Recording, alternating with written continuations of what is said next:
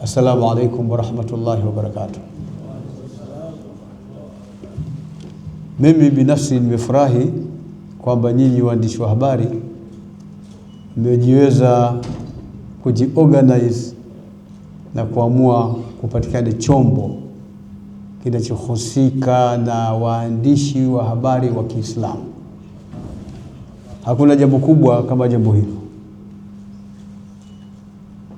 Kuweza kupata fikra yenye thamani kiasi hicho mpaka mkaweza kufikia siku ya leo na mkaamua kuanzisha chombo hiki, na leo mnaamua kuchaguana ili apatikane nani mwenyekiti, nani katibu, nani mpaka mwisho.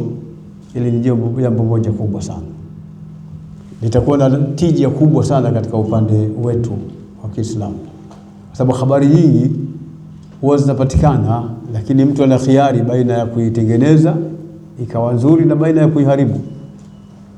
Na ikiwa ni habari ya Kiislamu inaweza ikaharibiwa qasdan, kwa kusudia tu kwamba acha tuharibu, na ikaharibika kwa sababu itakuwa imefika katika masikio ya watu mpaka kuihazahaza, kuitohoa irudi kwamba ilikuwa sio kweli.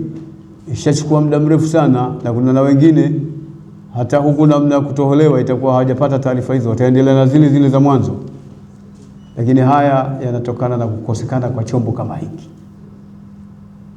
Sasa nilipopata habari na mkaniletea habari hiyo ya jambo hili, japo siku ya leo nimebanwa sana, lakini nimeona nifike niweze kuzungumza nasaha 2-3 juu ya chombo hiki.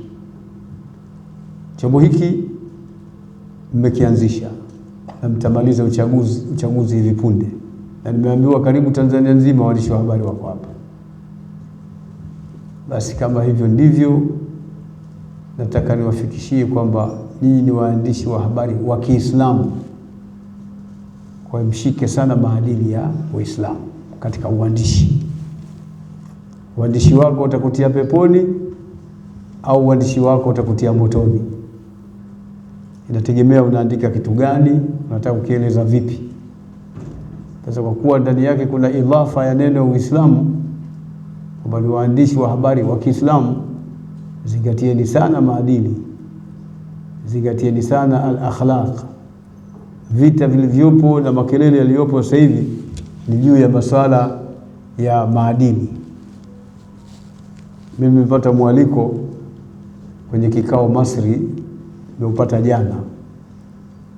Waziri wa mambo ya dini wa Masri, Usama al-Azhari, ameniletea mwaliko.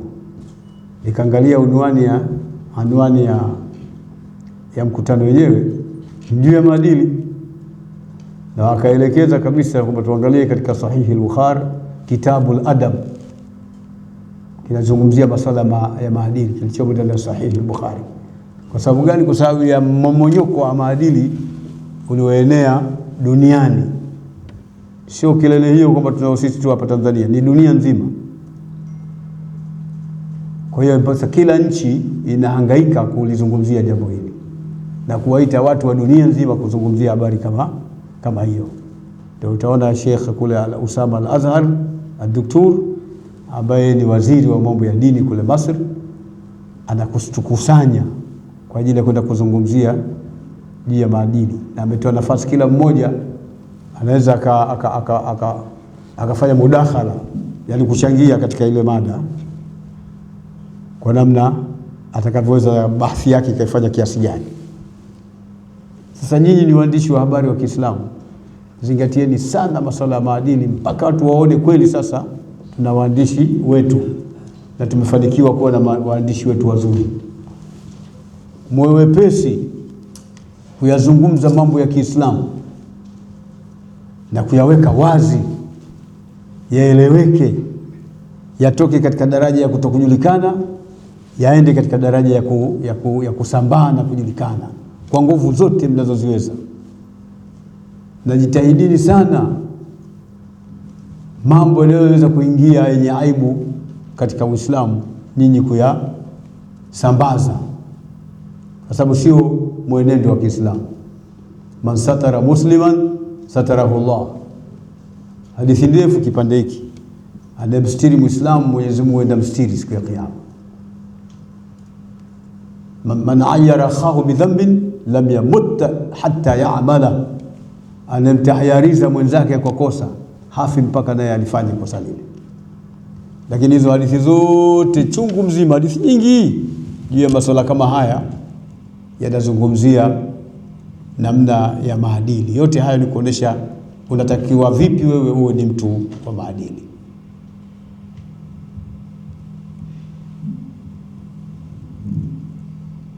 Nyingine nasema idha arata an tadhkura uyuba ghairika fadhkuru uyuba nafsik. Yote ni maadili hayo. Ukitaka kutaja aibu za mwenzako, kumbuka zile zako kwanza. Kwani wewe una aibu gani? Mbona unajitia usogora wa kutaja za wenzako tu? Wewe hivi uko salama? Lakini hizo hadithi zimekuja kwa ajili ya kumfundisha Muislamu ajifunze, awe na maadili. Kuna mambo hatakiwi ayafanye. Juzi nilikuwa nazungumza kwenye msiba kule, kwamba hatuna haja kuzungumza chochote, lakini Mtume sallallahu atufundisha ndio tutoke na somo hilo. Aliposema katajeni mema ya wafu zenu na jiepusheni na mabaya yao. Udhkuru mahasina mautakum wa kufu an masawihi. Yani sisi kama Waislamu tuna limit katika maisha yetu. Mtu kafa, limit. Kuna limitation hapa. Hatuwezi kumtajia tena mabaya yake. Mambo yale tena hatutakiwi tufanye. Tunatakiwa ni kipande cha kwanza cha Mtume alichosema, tajeni mema. Haya mabaya mwachieni yeye na Mungu wake. Yote hayo ni katika kufundishwa nini? Maadili na akhlaq. Sasa nyinyi mna chombo kizuri sana, adhim, lakini kibaya sana. Kizuri sana harithi chombo hicho, lakini kibaya sana. Kizuri sana pale mnapoeleza habari njema na kusambaza kwa maslahi na faida ya watu wapate kufaidika, Waislamu, wananchi, dunia. Maana hiki tu kwa chombo cha Kiislamu, kwa maana ya kwamba hamtataja habari nyingine zote isipokuwa za Uislamu tu. Ni chombo cha kutaja habari zote, lakini kinatawaliwa na kushikiliwa na kuongozwa na Waislamu. Ndio tafsiri yake. Yaani sije kaeleweka kwamba kumeanzisha chombo cha Kiislamu bwana, watakuwa wanazungumza mambo ya Kiislamu tu. Sasa utakuwa sio waandishi wa habari huo.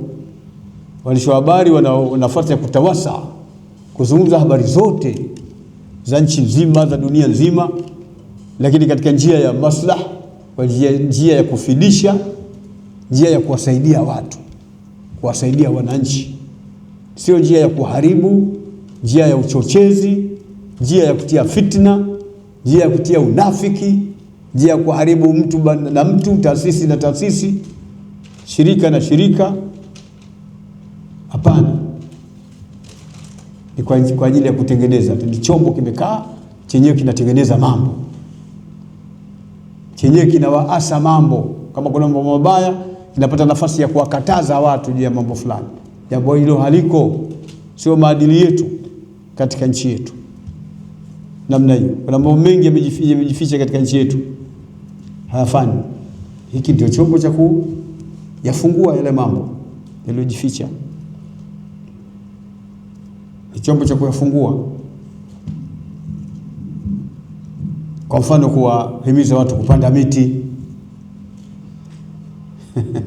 Sio kama nampigia nani harithi. Nazungumzia tu katika utaratibu wa Uislamu, umetakiwa lazima mambo ya miti. Umeeleweka? Lakini miti gani? Wapande miti na kuja Ulaya, kutoka Ulaya. Sisi tuna miti yetu hapa. Tuna miti yetu sisi hapa, iko huko porini. Na mababu wameshaeleza katika ile miti kuna nini na nini. Kuna mti ukipandwa hapa, kimuuliza babu kwamba huyu mtu kama anaumwa na tumbo, wewe mchukulie mzizi wake tumchemshia na kunywa, anapoa hapo hapo. Haya mti wa Ulaya tutauzungumza nini? Tuaujua sisi. Siku moja nichekeshe waandishi wa habari, ndio kaoneshwa mti fulani hivi. Ukiupanda hapa, miti 40 yote inakufa huko mbele.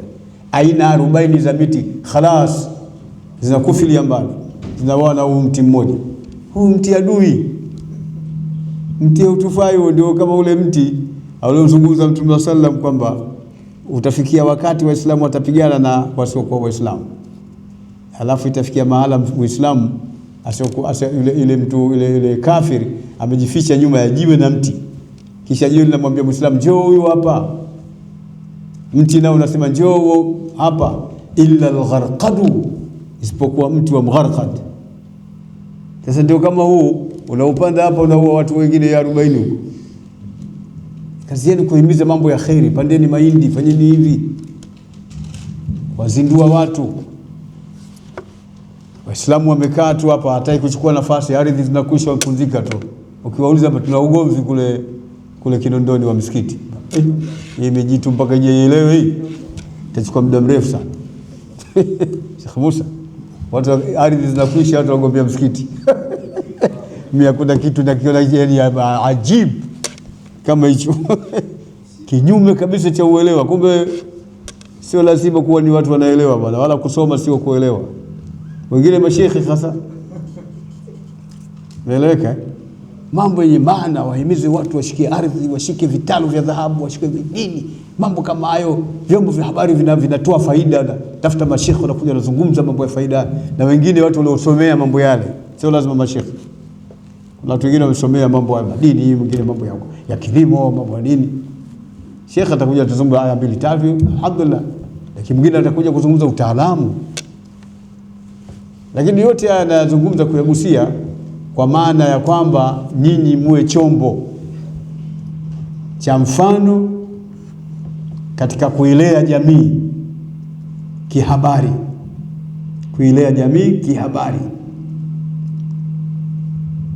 jamii ipate kufaidika na nyinyi, kulinda maadili, kulinda heshima za watu, kufundisha, kuasa, kukataza, kuwanyosha watu.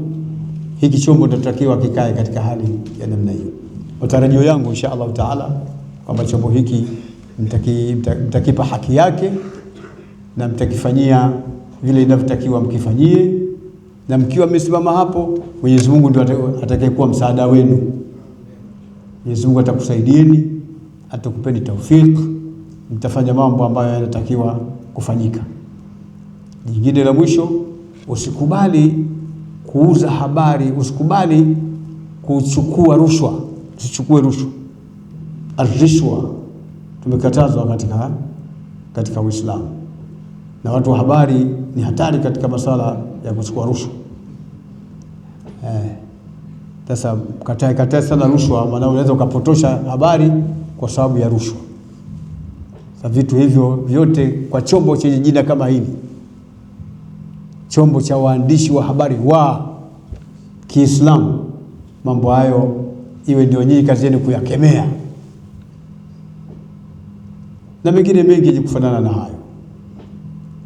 Tunamwomba Mwenyezi Mungu Subhanahu wa Ta'ala, na kwa niaba ya Baraza la Kiislamu Tanzania BAKWATA, sisi tuko radhi na nyinyi, tutashirikiana na nyinyi na tutakuwa pamoja na nyinyi, na mahala popote ambapo mnahitaji msaada tutakusaidieni. Na nina hakika vyombo vyote vingine vya Kiislamu na taasisi nyingine zote za Kiislamu na hata zisizokuwa za Kiislamu zitamiunga mkono katika kufikisha masuala ambayo yana maslah na umma, yana maslah na taifa, yana maslah na dini zetu.